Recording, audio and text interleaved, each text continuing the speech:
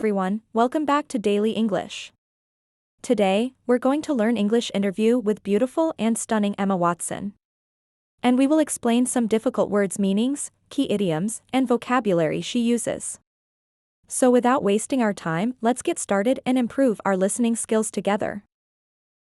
January of 2015, you made an announcement on your Facebook page. It was, I'm finally able to tell you I will be playing Belle in Disney's new live-action Beauty and the Beast. It was such a big part of my growing up. It almost feels surreal that I'll get... Surreal means strange, not seeming real, like a dream. Driving through the total darkness was a slightly surreal experience. ...to dance, to be our guest, and sing something there. My 6-year-old self is on the ceiling, heart bursting. Heart bursting means feeling of great happiness and or excitement. What changed between then and now? Like, what was the thing you didn't expect that you wish you'd known back then? Was it the singing? Was that the hardest part to learn? That it was all going to be okay. Hands down. Hands down means something easy without much effort. I think, there were so many new things that I was taking on with the role. I'd never done a musical before. I'd never sung. I always sung, but I'd never sung publicly before. I'd never sung in front of anyone professionally before, in front of anyone else. I'd never horse ridden for a movie before. I'd never danced for a movie before. So I kind of went into this boot camp for 3 months before we started shooting, which was singing 4 times a week, dancing 5 times a week, riding 3 times a week. Yeah, Belle boot Do you camp. ever combine them? Sing and ride a horse? All at the same time. Actually, I don't, thank God. I think my brain would maybe explode. Well, you didn't sound intimidated. Intimidated means frighten or overawe someone, especially in order to make them do what one wants.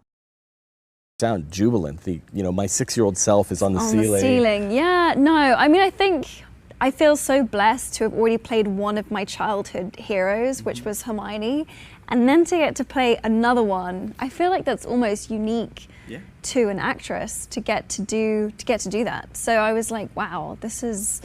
I just felt incredibly lucky to have the career that I'm having. In my house, we are big animation fans. My wife and my kids love the Disney cartoons, and even among people who grew up with them and are now adults in their older years, grew up with these Cinderella and Pinocchio. Beauty and the Beast is a much more recent one from the 90s, but it means so much, like the geekdom. Geek means a person who is knowledgeable about and obsessively interested in a particular subject.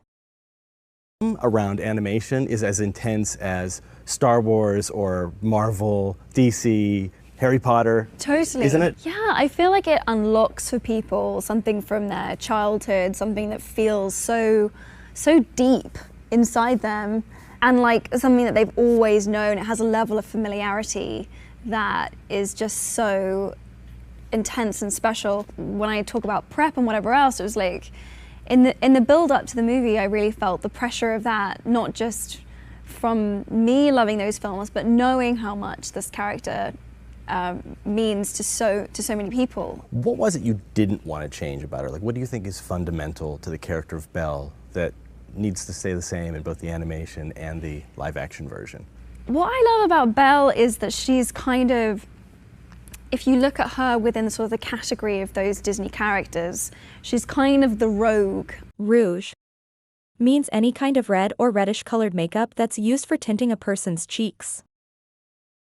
She takes a different course. That was always what I loved about Belle. When I think about Belle, I think about her singing Belle Reprise, which is her sort of coming out of her house and singing this song, which is just kind of bursting out of her, which is,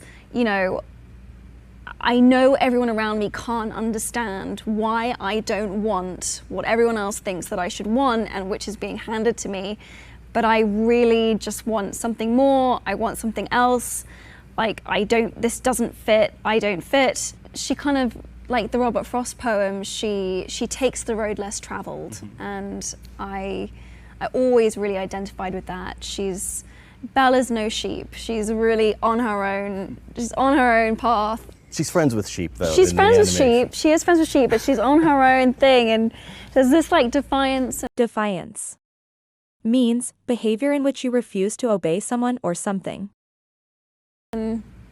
that energy, that spirit was really what I identified with in her. That's like her Sound of Music scene too, where she runs up into the hills and she's kind of turning around and looking down at her town. And it's also an expression of loneliness, isn't it? Because she says that for once it would be grand to have someone understand. I have so much more than they have planned. And you get the sense of how isolated she is. Isolated means far away from other places, buildings, or people. Is from everyone. Definitely, and I think that in the end is where Beast and Belle find their common ground, is because they both feel really lonely. They both feel like outsiders in their own world. Belle is kind of trapped in her surroundings, in her village, and Beast is trapped in this castle, and there's this sort of strange mirroring, there's this strange parallel where only when they're together do things kind of feel like they make sense, and that's where they start to really fall in love.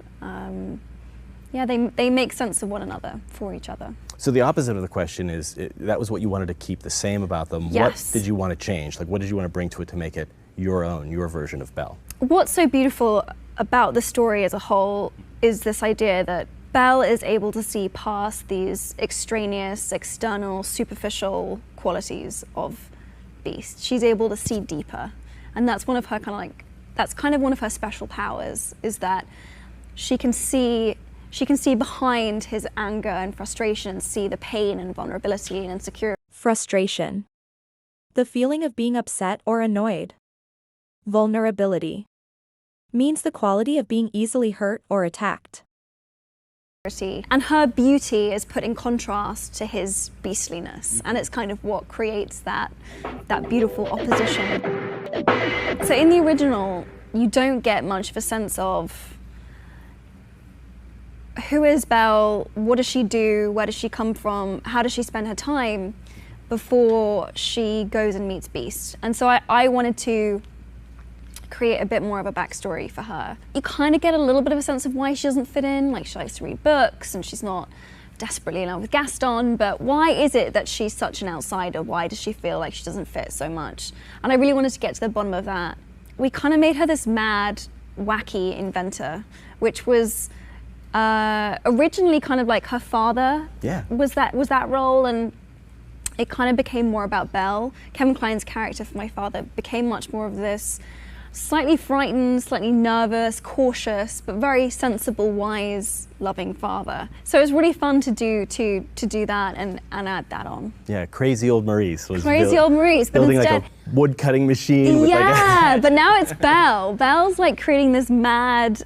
She essentially creates a prototype for the first washing machine, so that instead of having to do the washing herself, she can sit and read while her machine is taking care of it. It's a barrel with like a thing that attaches to a donkey. That pulls it around.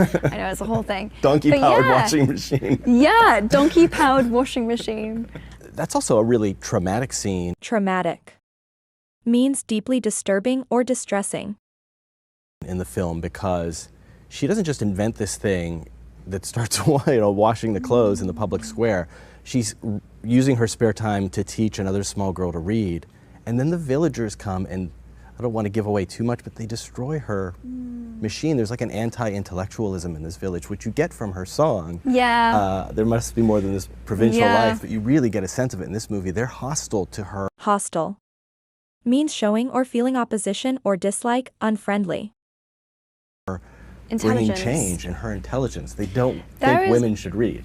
They don't think women should read, and it goes further than that, which is really interesting that you picked up on that, which is that they're deeply suspicious of intelligence and anyone that, is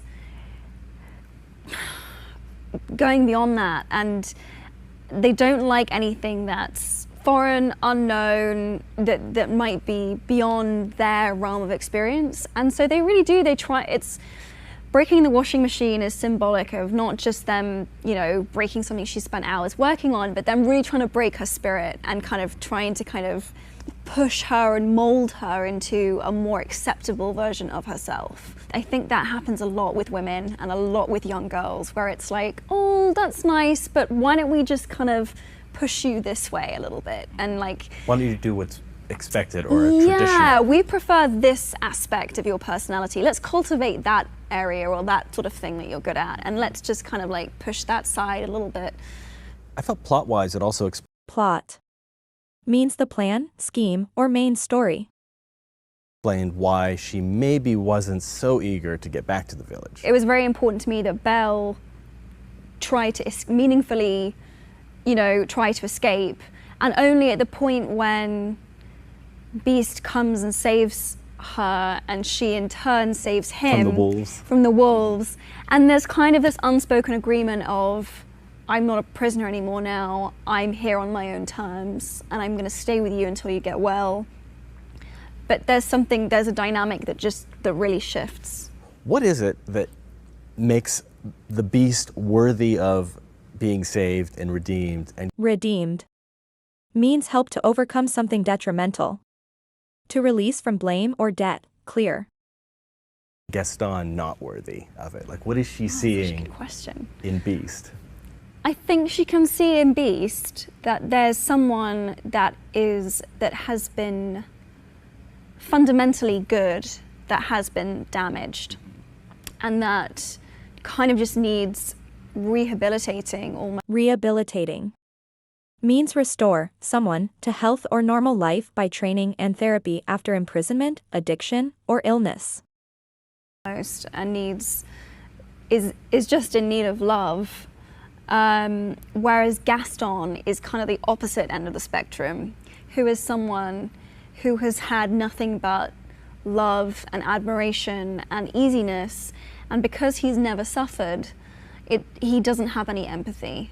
He doesn't have any empathy. He's essentially a narcissist. So in that way, I see Beast and Gaston as opposites, and on opposite ends of the spectrum. They each have their entourage. Beast has his household full of living clocks and candelabra, and Gaston has his villagers who adore him. They have paintings of him in the pub, and the women are all swooning over him. He's so cruel to them. Yeah.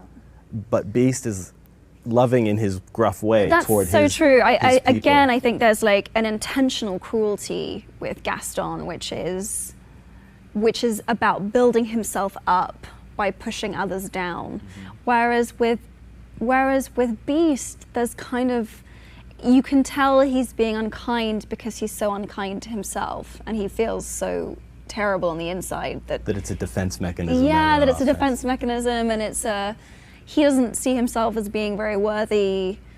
That kind of reflects how he interacts with everyone and everything. I mean, it's a very old story. It goes back, there have been versions of Beauty and the Beast going back to the 2nd century, and it's, there's been some criticism of it that it's like a woman in an abusive relationship. I can save him.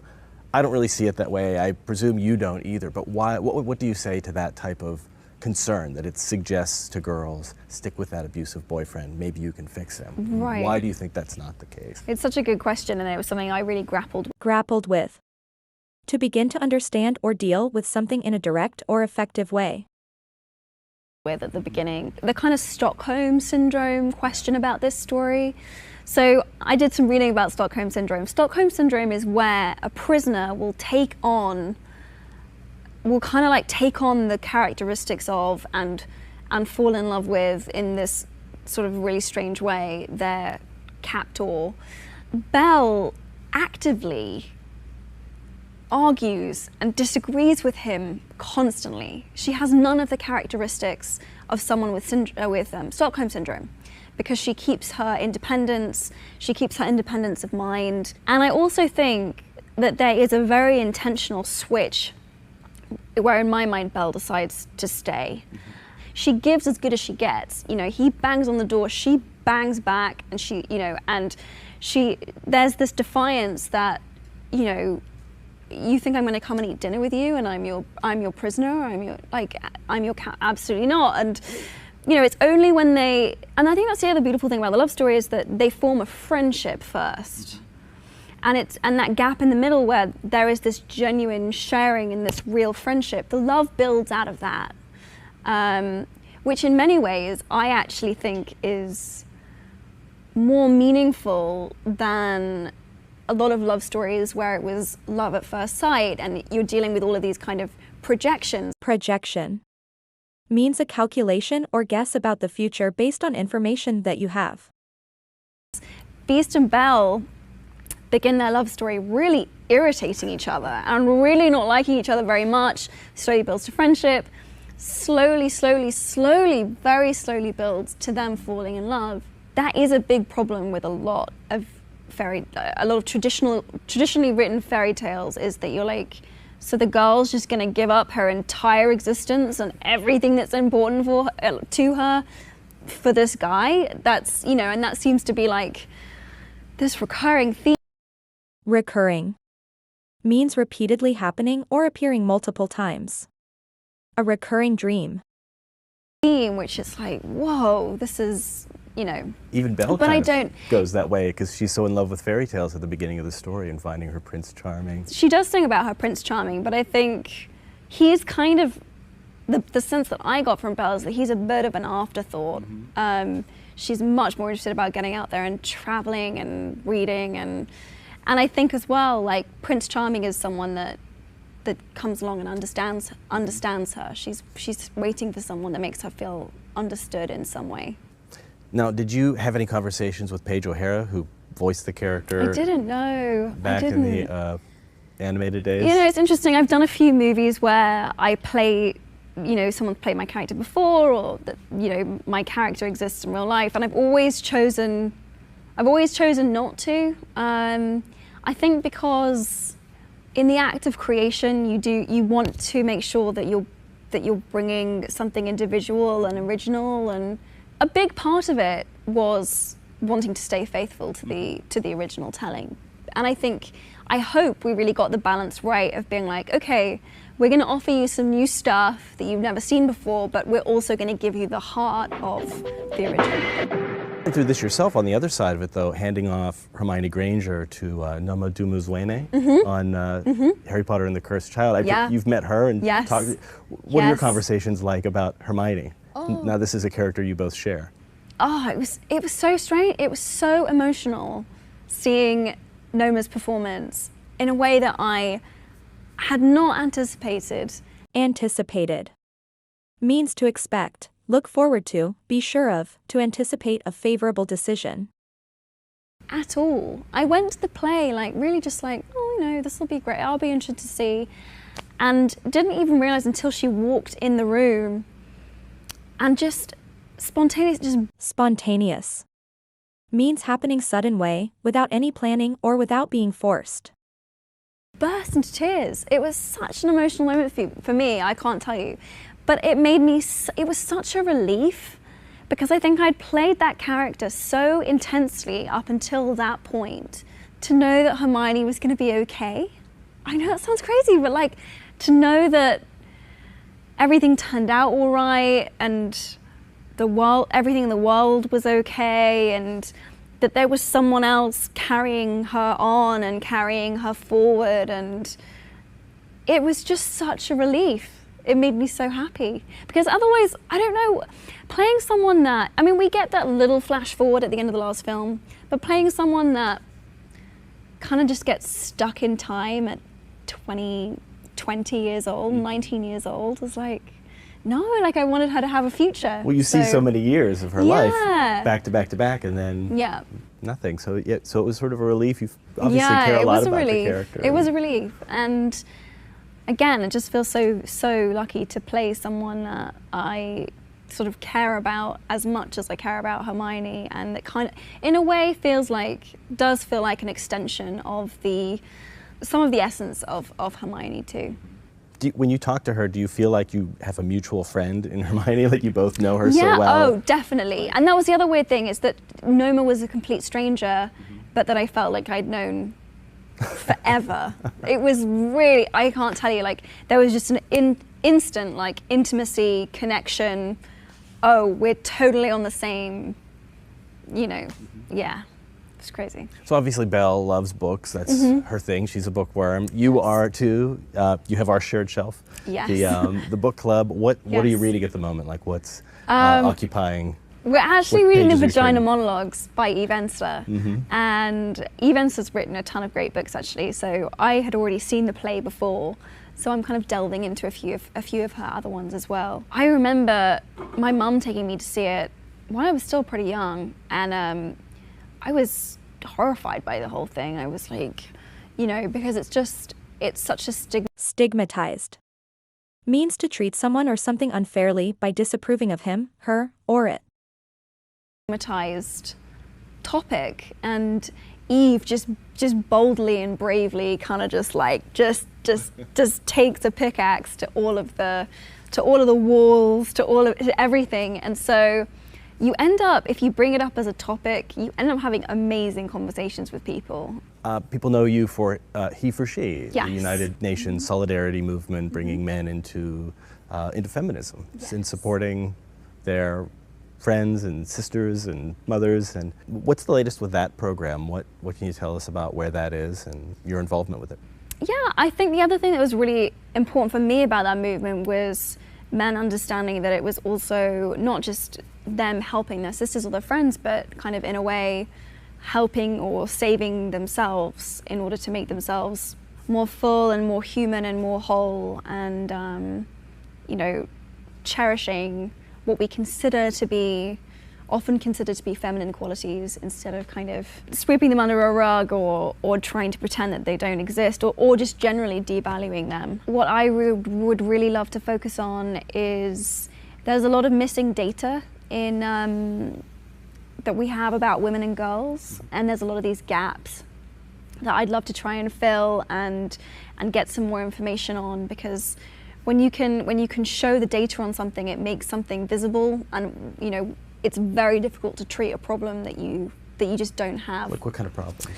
Gosh, everything from sexual violence to FGM to literacy rates to everything really. Often because we often don't measure a lot of things that happen within what we consider to be the private sphere. So this year, I really want to focus on statistics and information and data collection. What do you think? Thanks for watching. Please like and subscribe our channel and hit the bell icon for more videos.